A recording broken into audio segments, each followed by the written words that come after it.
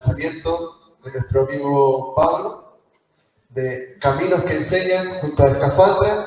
Así que le brindamos un fuerte aplauso y empezamos con esta sesión junto a Escafandra.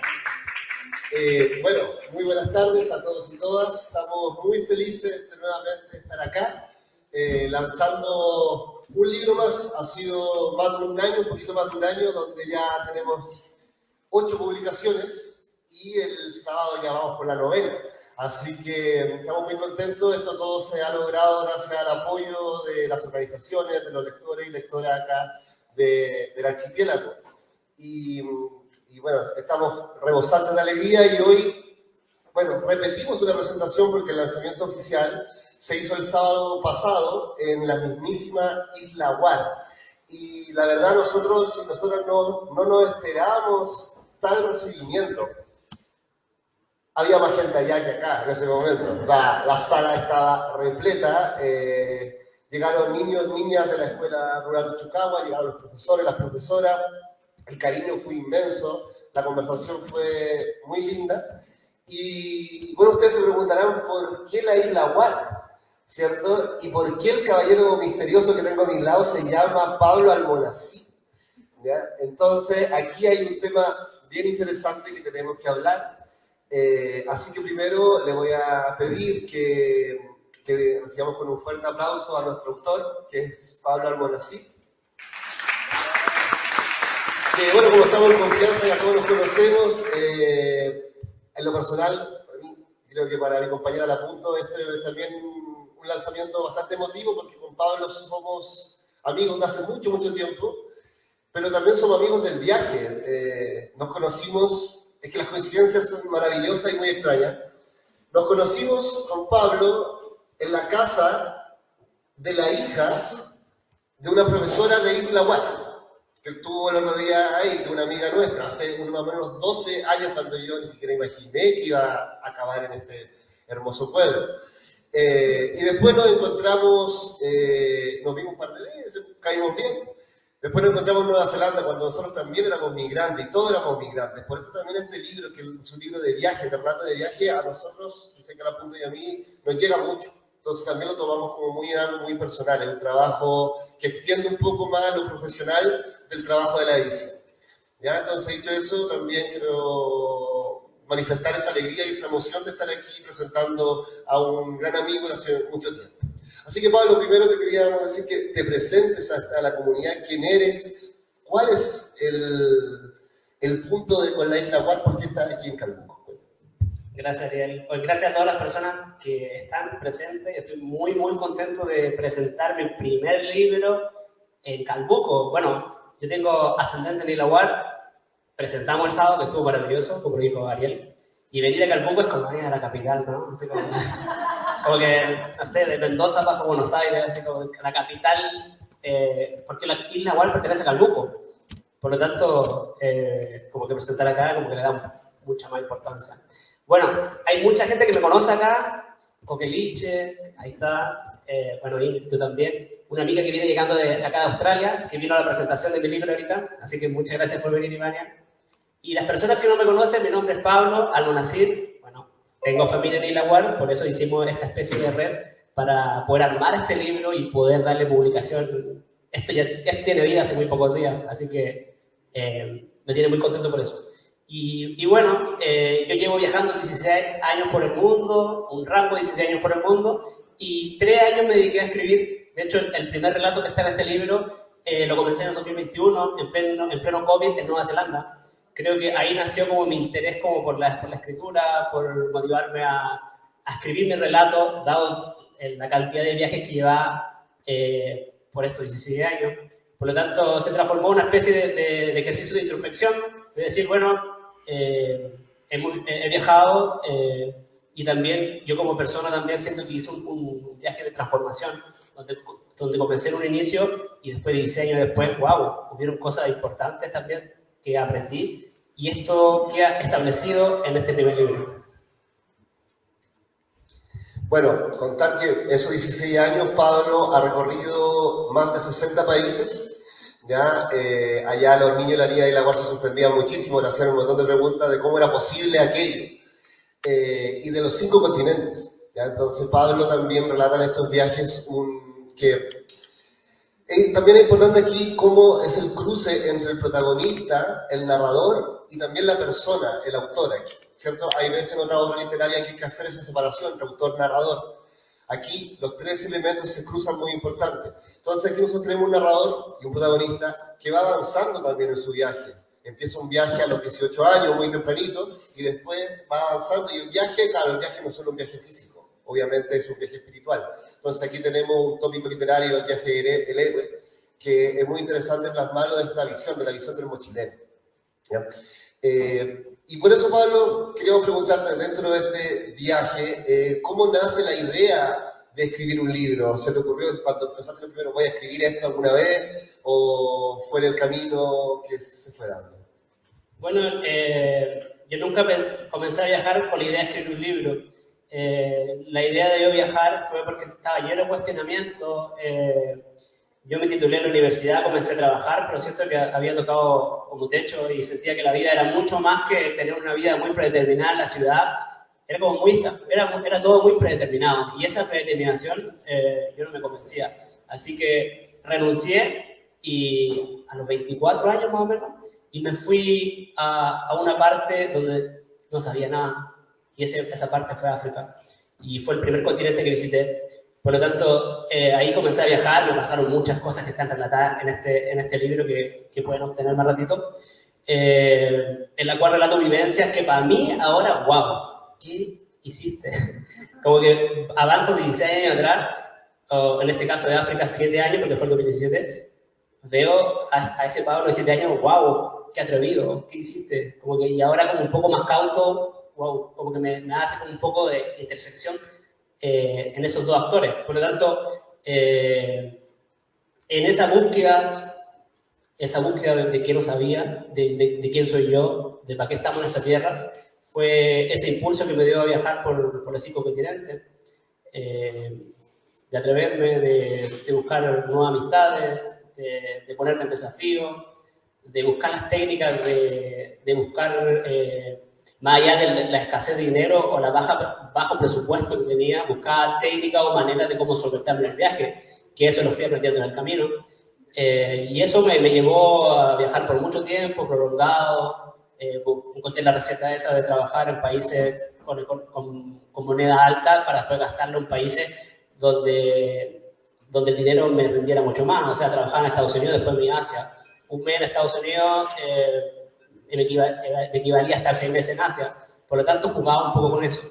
Y ahí se fue como gestando y me dio como mucha más permanencia en la aventura. Bueno, en el libro se propone el viaje como un estilo de vida, como una forma de ver el mundo, como una forma de enfrentar también el mundo. Esa pregunta aquí, Pablo, ¿por qué? ¿Por qué viajar? Para aprender, para conocer, para ampliarse, para reinventarse. Creo que la vida está para reinventarse siempre. Ahora estoy en una faceta de escritor. Yo me aseguro que el día de más voy a estar en una faceta completamente distinta.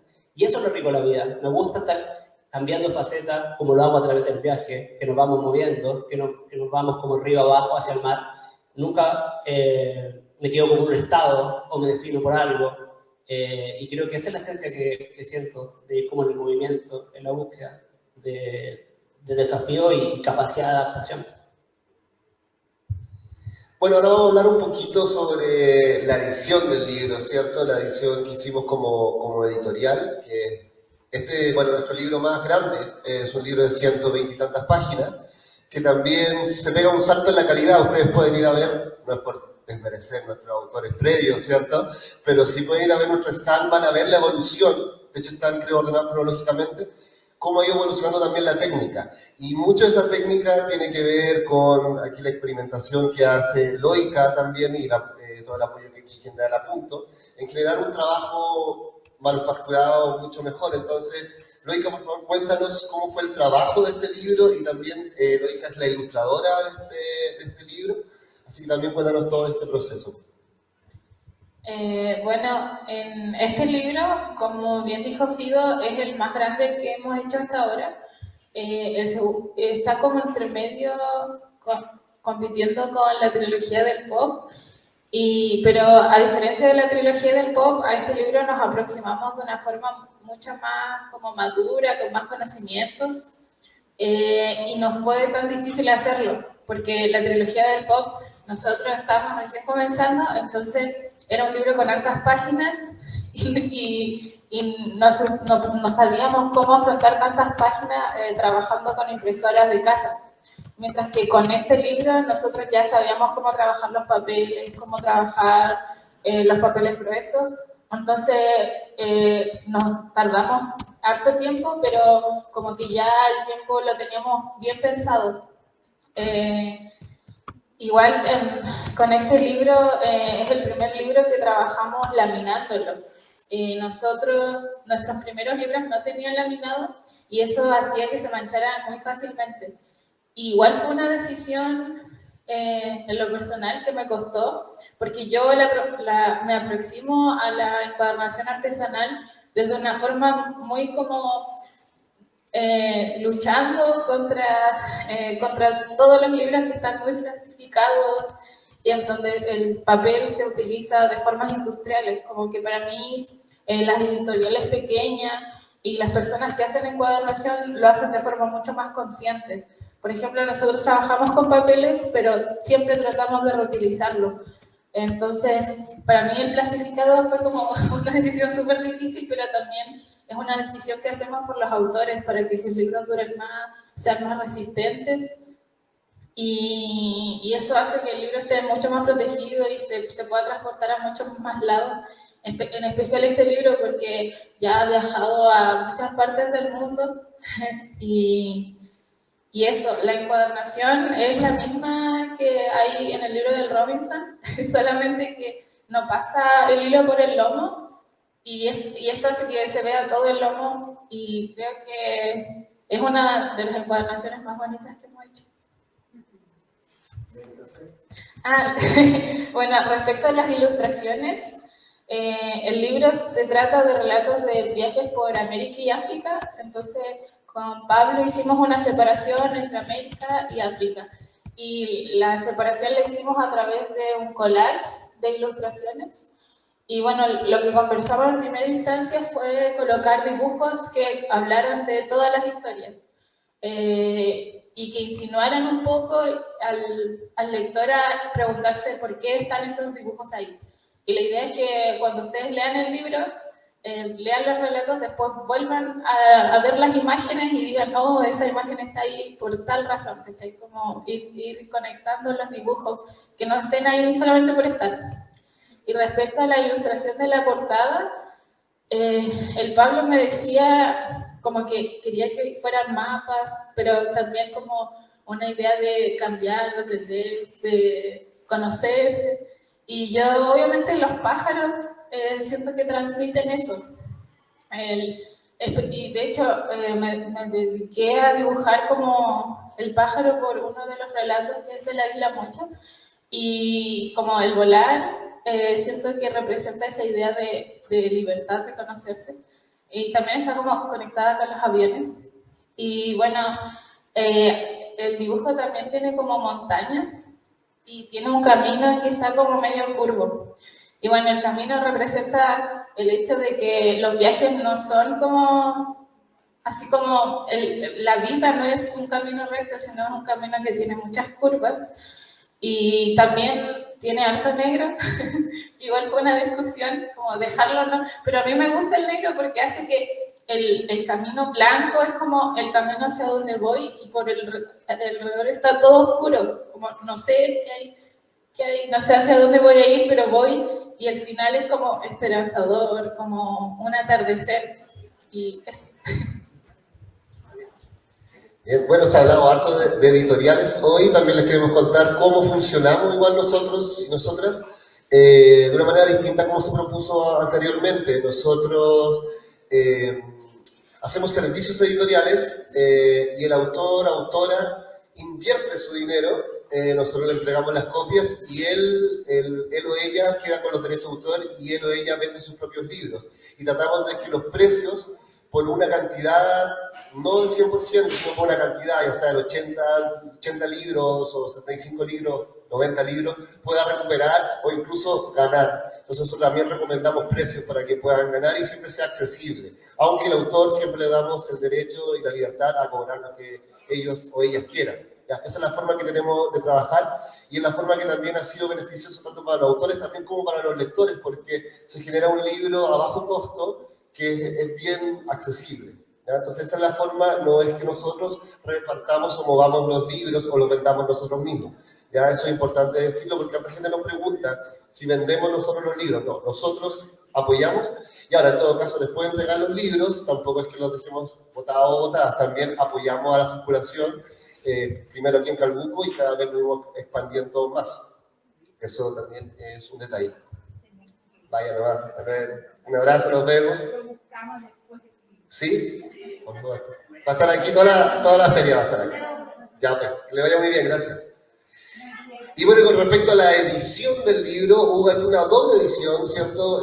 Pablo trabajó independiente con Patricio Contreras, ¿cierto? Que hizo la corrección del texto, la parte más ortográfica, y de ahí me metí yo, tomando algunas decisiones para tratar de darle un poquito más de movilidad al libro. Yo sentía que estaba un poquito cortado, entonces teníamos que darle un poquito más de fluidez. Y en el tema que metí un poquito más mano, si leen el libro, es el texto de Venezuela, ¿ya? Porque, o sea, más que meter mano es hacer un cuestionamiento, que profundizáramos un poco más. Hablar de Venezuela no es fácil en este momento, y hace mucho tiempo que no lo es.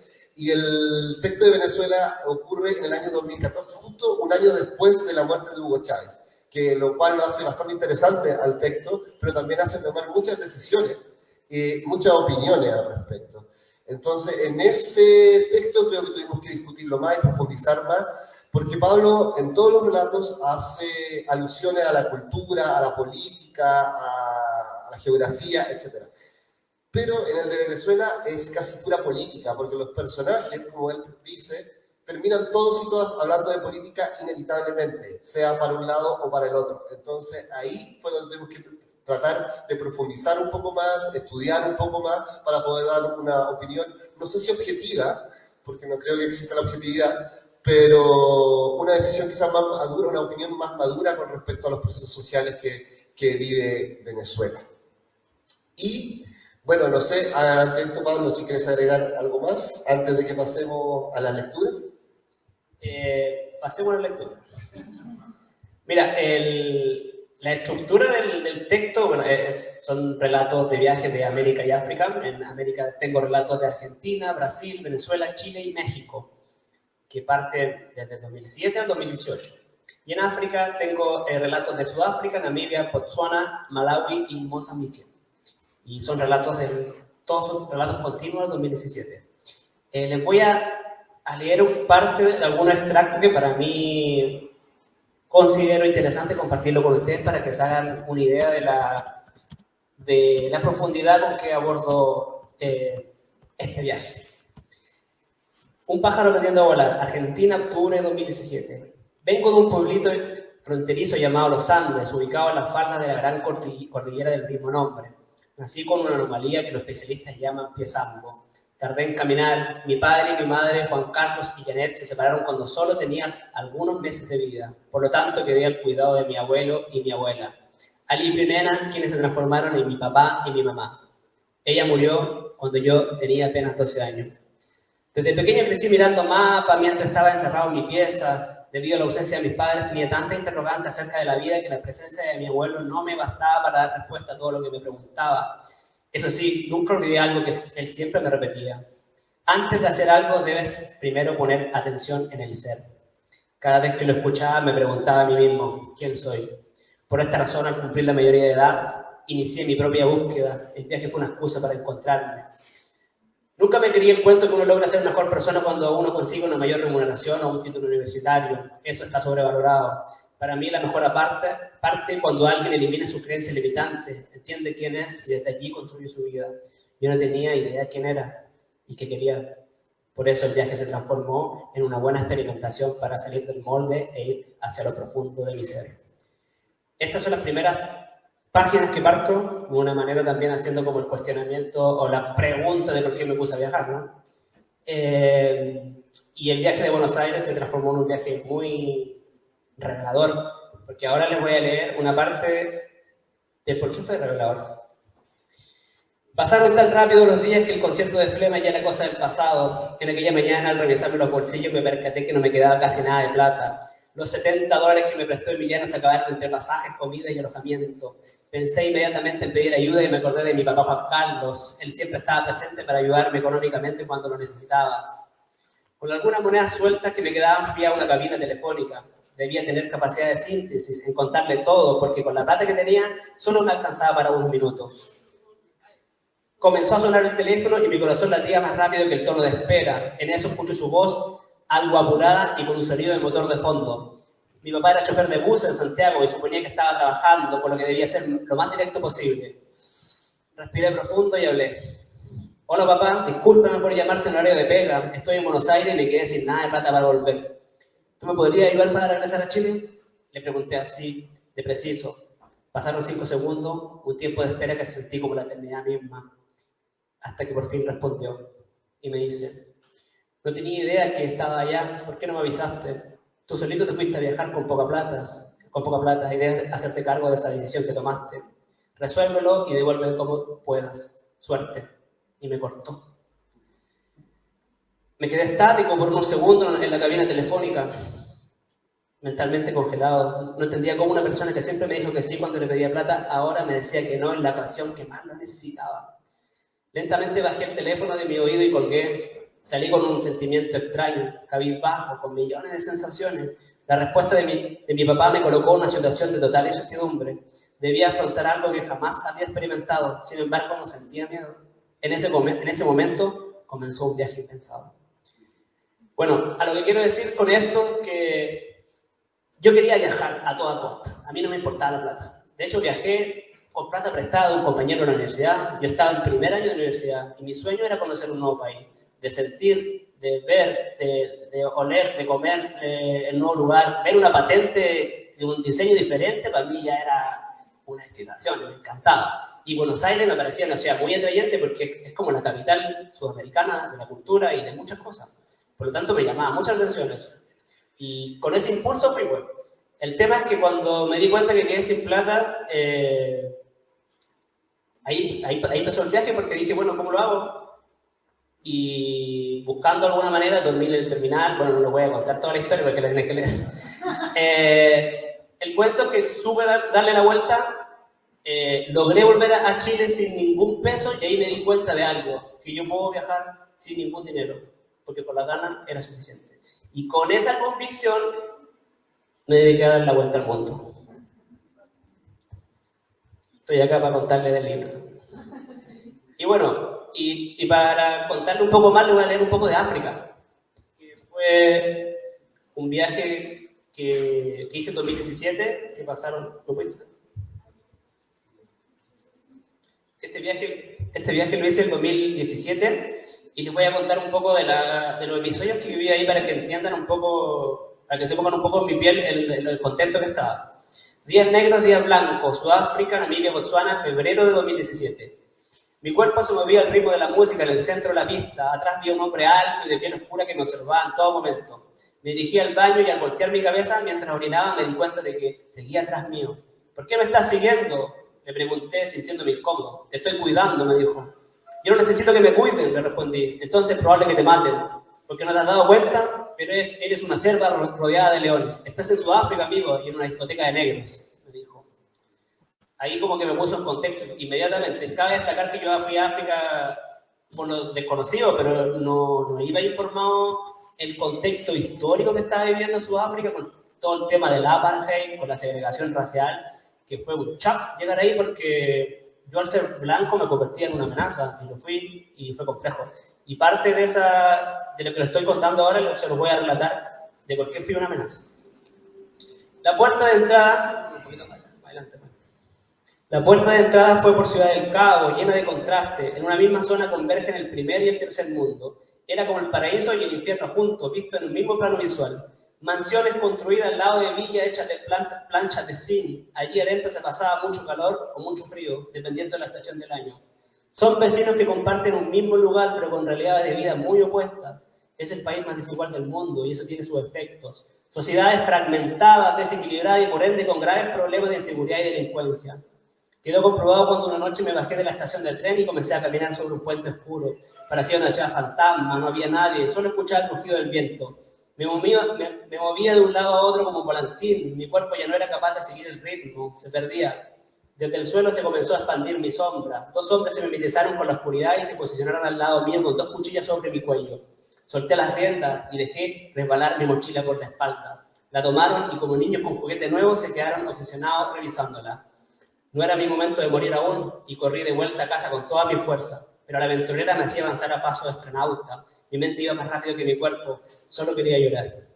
Asustado, llegué a la habitación que arrendaba para no salir más. Me cobijé dentro de la sábana y mi almohada quedó mojada hasta quedarme dormido. Las peores pesadillas pasaron esa noche. Me dormí en una sensación de inseguridad y de peligro. El sonido del viento se mezclaba con las cosas que pasaban por mi cabeza mientras soñaba. Un hombre se estaba metiendo por la ventana de mi pieza y hablaba violentamente un idioma que no entendía. Me levanté a prender la luz y vi la mitad de su cuerpo dentro queriendo entrar a robar. Se percató de mi presencia y desapareció en cuestión de segundos. En ese entonces, lo que me estaba pasando ya no era un sueño, los ladrones me habían seguido hasta mi hospedaje. Con lo que quiero decir que para mí África fue potente porque llegué, a veces las ciudades grandes no son los mejores anfitriones para recibir a viajeros amateur como yo en África. Menos pues, tenía un inglés muy bajo, tenía desconocimiento histórico del lugar, por lo tanto el shock fue para mí potente y quise salir arrancando. Y de hecho lo hice, alcancé a durar un mes en Cape Town, que es Ciudad del Cabo, y me fui hacia Namibia. Pensaba regresar a Chile, de hecho que estaba ahí mucha ganas de volver, pero no lo hice. Qué bueno que no lo hice, porque después me fui a Namibia y ahí la situación cambió. Me avancé por el desierto del Kalahari, el desierto más antiguo del mundo, y ahí me encontré con una sociedad mucho más amable. Me encontré con el segundo país menos densamente poblado del mundo, que es un país que tiene más superficie que la de Chile, pero apenas tiene 2 millones de habitantes.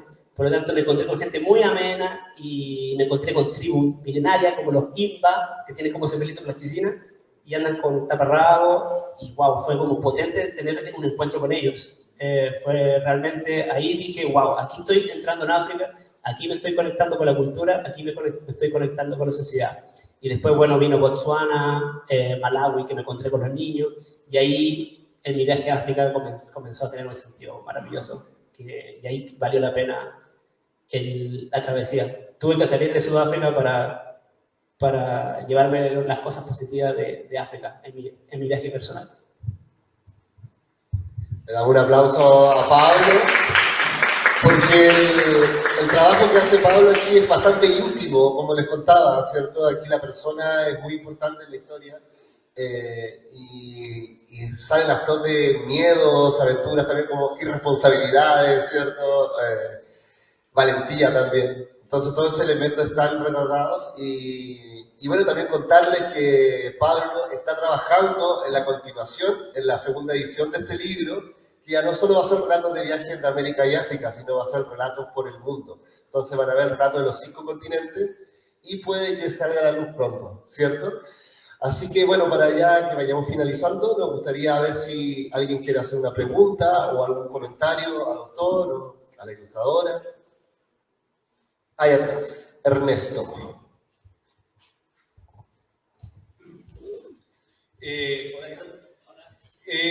Como viajero, ¿nunca te has puesto en la posición de buscar una herramienta que te lleve a otros lugares como en la navegación? Sabéis que soy muy capricornio para mis cosas. Soy muy tierra, bueno. La verdad es que mis primeros viajes fueron todos por tierra. El mar nunca fue lo más cercano. De hecho, nunca he tenido tanta cercanía con el mar porque cada vez que voy me mojo un poco y salgo, pero estoy muy, muy conectado a la tierra.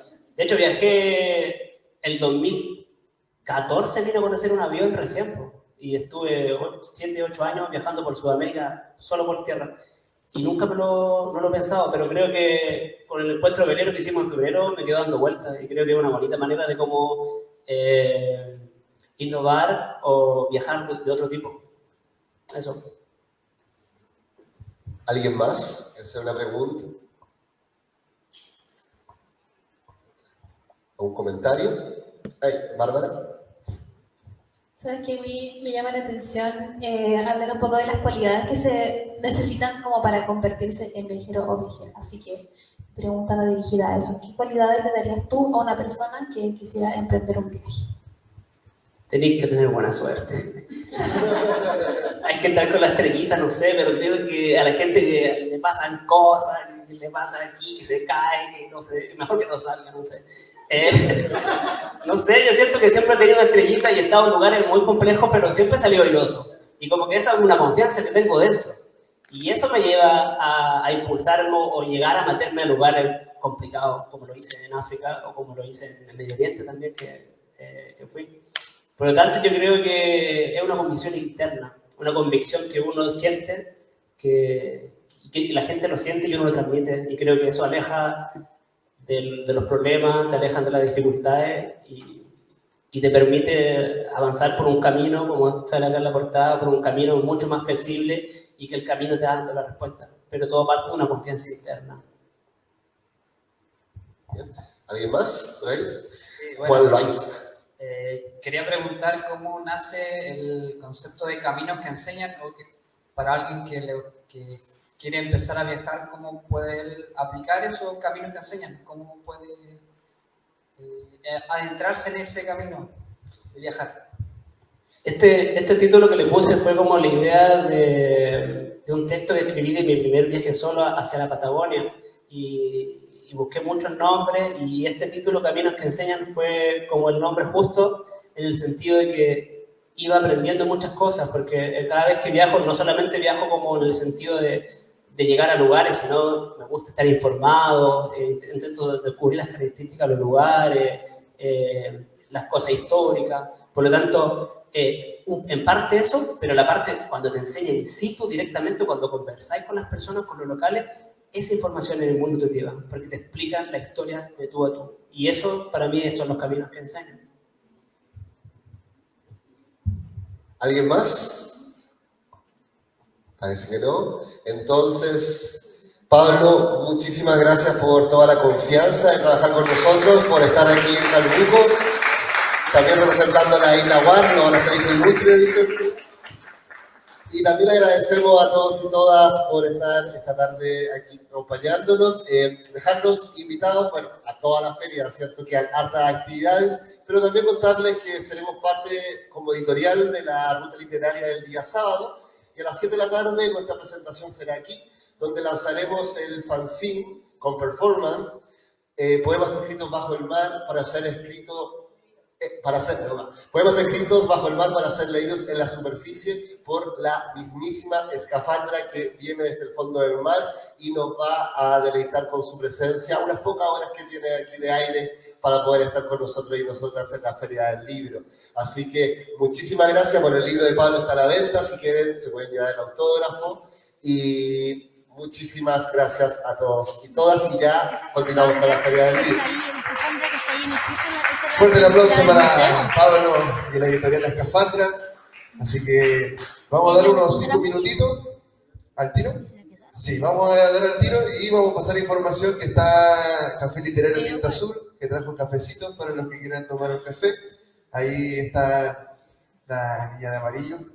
Y bueno, para hacer rápido esto, como dice...